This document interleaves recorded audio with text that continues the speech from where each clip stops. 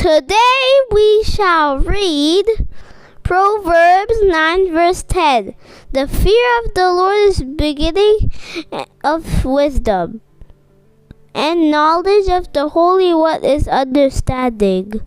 పిల్లరా, ఈ యొక్క ఉదయకాల సమయంలో దీని వాక్యాన్ని చదువుకుందాం.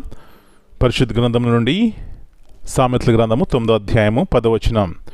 యెహోవా యందు భయభక్తులు కలిగి ఉండుటయే జ్ఞానమునకు మూలము, పరిశుద్ధ దేవుని గూర్చిన తెలివియే వివేచనకు ఆధారము. యేసు ప్రభువారి అతి శ్రేష్టమైన నామలో మీ అందరికీ శుభములు తెలియజేస్తున్నాను. మరి యొక్క నూతన ఉదయకాల సమయాన్ని చూస్తున్నామండి. ఈ దేవుని యొక్క కృప మొట్టమొదటిగా దేవుని స్తుతించి ఆరాధించి ఆ దినాన్ని ప్రారంభించండి.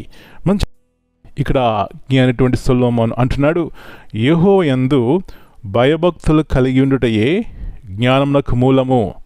చూడండి, మన కుటుంబాల్లో మన పిల్లల పట్ల మనం ఎక్కువగా ఆశపడేది ఏమిటంటే వారు నా భయం కలిగి ఉండాలి. ఎందుకు?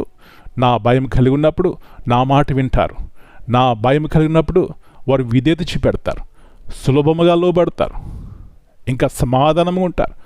చూడండి, అలాంటి ఆశీర్వాదంలో అవునండి, మన పరమ తండ్రి భయభక్తులు మనం కలిగి ఉన్నప్పుడు మనకు వచ్చేటువంటి ఆశీర్వాదము ఏమిటి అంటే పైనుంచి వచ్చే జ్ఞానము.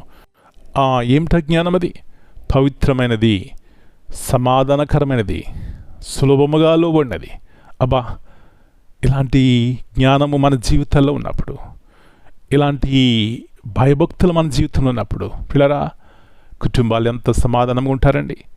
ఇలాంటి శాంతి సమాధానంతో ఉంటారు.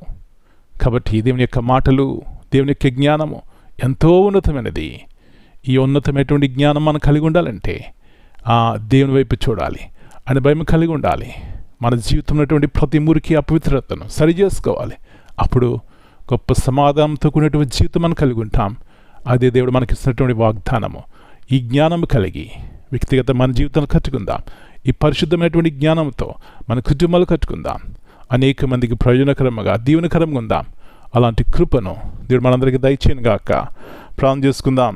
ప్రభువా, పరిశుద్ధమైన తండ్రి, జ్ఞానమునకు ఆధారమైనటువంటి దేవా, మా జీవితాల్లో ఇలాంటి జ్ఞానం కలిగి ఉండాలని మీరు ఆశపడుతున్నారు.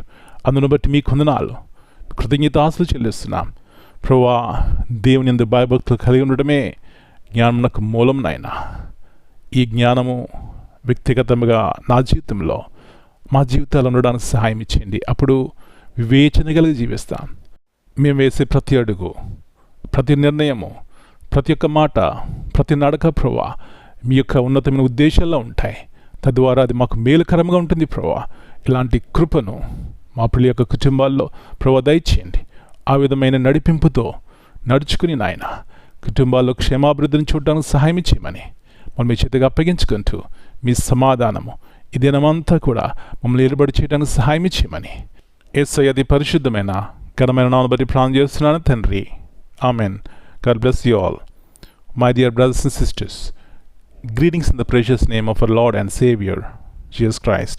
Here in Proverbs 9:10 reminds us that true wisdom does not begin with human knowledge, experience or achievement, but with a reverent relationship with God.